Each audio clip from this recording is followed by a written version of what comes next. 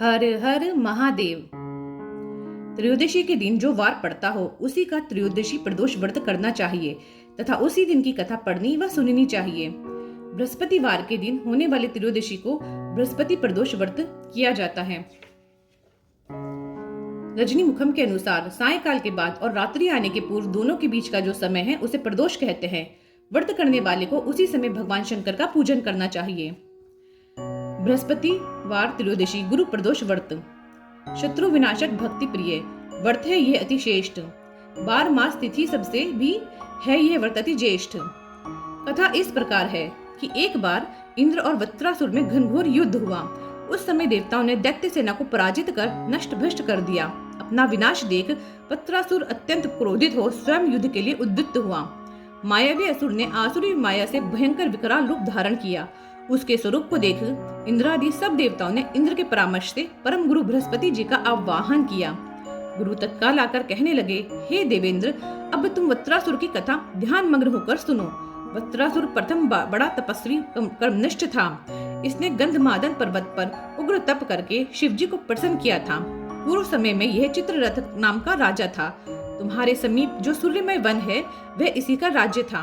अब साधु प्रवृत्ति विचारवान महात्मा उस वन में आनंद लेते हैं। भगवान के दर्शन की अनुपम भूमि है।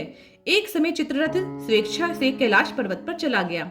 भगवान का स्वरूप और वाम अंग में जगदम्बा को विराजमान देख चित्ररथ हंसा और हाथ जोड़कर शिव शंकर से बोला, हे प्रभु, हम माया मोहित हो विश्व में फंसे रहने के कारण स्त्रियों के वशीभूत रहते हैं, किंतु देवलोक में ऐसा कहीं दृष्टिगोचर नहीं हुआ कि कोई स्त्री सहित सभा में बैठे। चित्ररथ के ये वचन सुनकर सर्वव्यापी भगवान शिव हंसकर बोले कि हे राजन, मेरा व्यवहारिक दृष्टिकोण पृथक है। मैंने मृत्युदाता कालकूट महाविष का पान किया है, फिर भी तुम साधारण जनों की भांति मेरी हंसी उड़ाते हो। तभी पार्वती क्रोधित हो चित्ररथ की ओर देखती हुई कहने लगी, ओ दुष्ट, तूने सर्वव्यापी महेश्वर के साथ मेरी भी हंसी उड़ाई है।